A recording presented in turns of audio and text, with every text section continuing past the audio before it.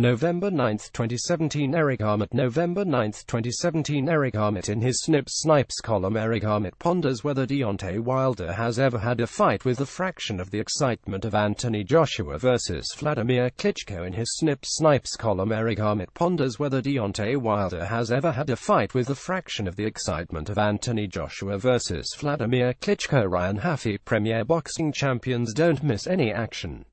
Sign up for the FreeBN newsletters here. The heavyweights have been hogging the news lately. We have had the big event on Cardiff where over 70,000 turned out to watch Anthony Joshua beat Carlos Takam, and we had the show in New York at the weekend, which did boxing no good at all. Both heavyweight fights, Joshua vs. Takam and Deontay Wilder vs. Bermane Stiverne, featured substitutes coming in to challenge champions, but there the resemblance ends. Takam put up a good fight and to some extent showed that Joshua is still a work in progress and will have given Joshua some indication of areas in which he can and will need to improve. Stiverne was pathetic, but then why should anyone be surprised? He had his 39th birthday on the 1st of this month, had not had a fight since November 2015, and when he fought Wilder in January 2015 he lost by 9, 11 and 13 points, and all he has done since then is get older. In fairness, he had been training for a fight with Dominic Breazeale but finished up fighting Wilder within sufficient time to prepare, and all of that showed as CompuBox did not register Stiverne landing a single punch in the 259 the fight lasted. It was a WBC title fight and Mauricio Suleiman was in the ring fitting a WBC t-shirt over Wilder's head to publicize the fact it was WBC when he should have been hiding after such a farce in one of the title fights. It was certainly nothing to take pride in. In the defense, they could point to the substitute factor as a reason for such an abysmal title fight, but that it does not excuse them having Stiverne number 1 in the ratings when he not had a fight for 2 years. Wilder showed his contempt for Stiverne as an opponent. I don't like to see a fighter show that degree of contempt, but there was a lot of rage in there over the way his career just seems to stumble along from one frustration to the next. Wilder has been a pro for 9 years and a champion for almost 3 years and has yet to have a fight that has created even 10% of the interest, entertainment and drama that the Joshua vs. Vlad Klitschko generated. No wonder he is angry and frustrated. There is talk now of Joshua vs. Joseph Parker, but at the same time there is also ongoing negotiations for Parker to defend his WBO title against Lucas Browne, although Browne is not currently in the WBO ratings. The Alex Povetkin vs. Christian Hammer is a WBO eliminator, so plenty of options there for Parker. In addition, with the WBC stating that Povetkin can return to the ratings in January, a resurrection of the Wilder vs. Povetkin fight is not impossible. Whilst the WBC have resolved the situation of the positive test for Povetkin, the subject of alleged positive tests is still stalking the heavyweights. Tyson Fury is adamant that he is going to return to the ring, but it is not clear whether he will be able to do so without that situation being resolved, and I am still not clear where the matter rests with regard to Luis Ortiz. Fury is adamant that his test result was due to his unknowingly eating a food that caused the results. Ortiz is claiming it was due to some medication. Luis Neri has also quoted a food was at the root of his test results, and the only punishment I can see doled out to Neri is for him to give Shinsuke Yamanaka a return, which will result in another big payday for the Mexican. It is difficult to see that as a punishment. All of this undermines the fight against illegal substances. The food explanation has been used before, and since it seems to have been accepted in the Neri case, will be used more. The WBA have rightly suspended Ortiz and removed him from the rankings and said he cannot fight for that title until September 2018. To me, that is not enough. The minimum suspension for a confirmed positive test should be 2 years, and for a second positive test 5 years. You will never make any inroads to the use of banned substances unless the chance of being caught is high and the level of punishment is severe. The suspensions by sanctioning bodies are limited in that they don't administrate boxing in any country, and suspension by them does not stop the fighter from boxing, only from boxing for a sanctioning body title. A case in point is Erkan Tepe, who is banned from fighting for the ABU title but is able to box in Germany. It is pointless having a great testing process if you are going to accept these types of explanations. The solution is already out there and is simple. The athlete is 100% responsible for what goes into his system. That's it. Whatever the athlete drinks, eats or sniffs, it is responsibility to ensure it is not contaminated. Rant over. There is a phrase being bandied about known as the Anthony Joshua effect. That Anthony Joshua effect was clearly seen in some recent purses. Whereas Joshua took down somewhere around $20 million and Carlos Takam around $6.5 million for their fight. Wilder's purse for the Stiven fight was around $1.5 million and Stiven's around $500,000.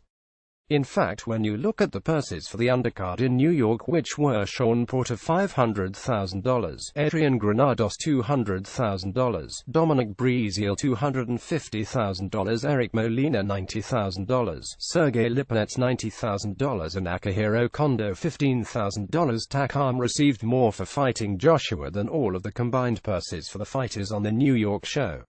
Joshua gets $20 million for fighting Takam and Wilder $1.5 million for fighting Stiven. No wonder Wilder wants to fight Joshua.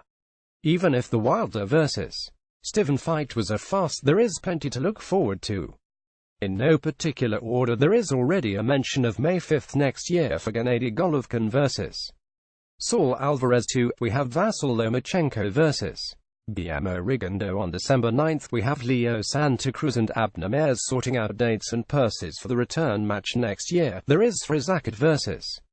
Juan Francisco Estrada and Carlos Cuadras vs. Brian Viloria on the 24th of February, and Carson Anthony Durrell defending his interim IBF super middle title against Jose Uzcategui January 27th. We have two interesting middleweight fights, with Daniel Jacobs taking on unbeaten Luis Arias this weekend and Billy Joe Saunders putting his WBO middle title on the line against Canadian puncher David Lemieux on December 16th. There's Sergey Kovalev vs. Vyacheslav Shabransky for the vacant WBO light heavy title on November 25th. Possibly a fight in the new year between Mikey Garcia and Jorge Linares. Joan Ancat is going on to the Lions Den in Belfast to defend his IBF Superfly title against unbeaten Jamie Conlan on November 18th. On December 16th, it is Karo Murat and Dominic Boesel fighting a return of the contest in July, when Murat came from behind to stop Boesel in the 11th round to snap Boesel 24-bout winning record and take the vacant European light heavy title. And if that's not enough, we have the WBSS semi-finals at cruiser and super middle early next year. What a wonderful sport. Adonis Stevenson has a defense penciled in for January 17th in Quebec City. The talk is of a defense against Badou Jack. It looks a very interesting fight, but it should not be happening. Jack vacated the secondary WBA light heavy title after beating Nathan Cleverly. Apparently, as part of the contract he signed to get the Cleverly fight, Jack had to agree to relinquish the title if he won. He did so on the understanding that Mayweather Promotions were lining up a big fight for him. So far so good, and that fight with Stevenson will be a bigger fight than Cleverly. Why should it not happen? Well, because it screws Eleider Alvarez. He is the WBC #1, and in his last two fights, both for the WBC silver title, he has beaten Lucien Butte and Jean Pascal. How long has he been waiting for his title shot? 6 months, a year, 18 months? Well, in fact, he has been #1 with the WBC since December 2015, so almost 2 years. Let's get out a canapes and champagne to celebrate the 4th anniversary of Stevenson's last mandatory defense. Yes, it was in November 2013. It's about time Alvarez got what he is owed, a shot at the WBC title. Some interesting fights under the Alex Povetkin vs. Christian Hammer scrap in Ekaterinburg on the 15th of December will see former IBF feather champion Evgeny Gradovich taking on unbeaten Australian-based Irish southpaw TJ Doheny at Superbantam. Doheny is number 3 with the IBF and Gradovich is number 6, so with positions 1 and 2 vacant, the winner would be qualified to go top and become the mandatory challenger to Yusuke Iwasa. Also on the show, unbeaten super welter Magomed Kurbanov, the WBA #6 faces OPBF #3 Akinori Watanabe. The Manny Pacquiao vs. Jeff Horn fight seems to have brought Australia to the attention of Top Rank. They have Gilberto Ramirez putting his WBO super middle title on the line on February 3 with the name of Ghanaian Habib Ahmed in the frame as a possible challenger, and there was a suggestion that on May 12 it could be Australian Rowan Murdoch against Ramirez. There are plenty of good young fighters down there such as the Maloney twins and Jai Opetaia, so there may be some long-term benefits from Pacquiao versus Horn, particularly as it seems that if Horn gets past Gary Corcoran on the 13th of December, then top ranks Terence Crawford will be his next challenger. As for Ramirez, somewhere in his schedule will have to be the return with Jesse Hart, as the WBA put Hart at number 1 at the recent convention. It was good to see that Antonio Cervantes was honored at the WBA convention. The talented Colombian known as Kit Pambell had 2 spells as WBA light welterweight champion. He first won the title in 1972 by beating Alfonso Fraser in Panama and made 10 defenses, losing the title to Wilfredo Benitez in 1976. He regained the title by beating Carlos Jimenez in 1977 and lost the title to Aaron Pryor in his 7th defense in 1980. When he retired in 1983 with a 91,123 record, he had beaten some of the big names of the time such as Rodolfo Gonzalez, Nicolino Loch, Esteban de Jesus, Hector Thompson, Saul Mambi and so many more. He was 183 in 21 title fights, and only 4 of those fights were held in Colombia. A true ring great who was inducted into the International Boxing Hall of Fame in 1998. Zolani Tete is another fighter getting some well-deserved recognition. The former IBF Superfly and current WBA interim bantam champion is on the list of candidates for the title Sports Star of the Year at the South African Sports Awards on November 12. There is no guarantee that last-born, a hint from his mum to his dad, will win, but he is the first boxer to ever be on the list, which is in itself an indication of the regard the talented little South African enjoys in his own country. It is not just a South African boxer getting a sign of his emergent status. Trainer Colin Nathan's excellent work was acknowledged by the WBC's request that he conduct a 5-day seminar for trainers in Shanghai. Recognition of the success hard work has brought for Nathan, who has trained 7 world champions and 6 South African champions, and more to come. A bit of self-indulgence here. I campaigned long and fairly successfully to have the so-called WBA regular title referred to as the secondary title. I see lots of people using that term now. My other beef was over the use of no contest, which to me was totally wrong, since what actually transpired was a no decision.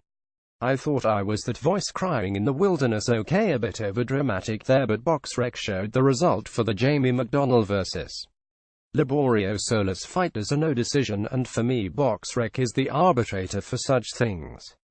I just hope it was not a slip of the index finger. C is just above D on the keyboard, and others will follow suit. Next beef, about this glove wrapping tape that even came adrift in the Joshua vs. Takam fight. When is someone going to solve the problem? Yet again a voice crying in the wilderness. Every fight for Hong Kong's star fighter Superfly Rex TSO has been a battle of attrition, with TSO willing to take to give. That seems to have caught up with him, as TSO has been advised by doctors to take a 6-month break, although the likelihood is that he will sit things out for longer than that.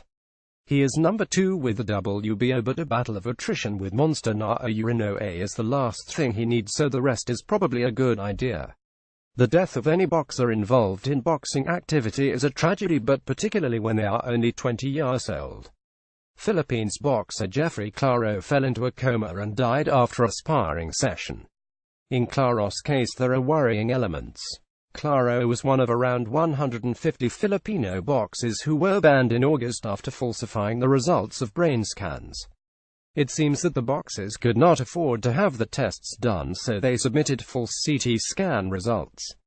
The Games and Amusements Board (GAB), who administer boxing in the Philippines, are a well-organized, efficient outfit, and they detected the false results and banned the boxers involved. Claro had genuine tests carried out and submitted the results, and the GAB reviewed them and found them acceptable with no trace of any injury. After his death, examination revealed that Claro had a fresh injury probably caused during the sparring session, and an older injury almost certainly caused in another sparring session that occurred after he had submitted his new scans. It is a sorry state that the boxers put their lives at risk because they could not afford the cost of the scans, and seemingly nor was there any financial help available to cover those costs. It's a fact that administrative bodies have a hard enough time monitoring fights and can't monitor all of what goes on in gyms. Such a tragedy. Read more articles by Eric Ahmed.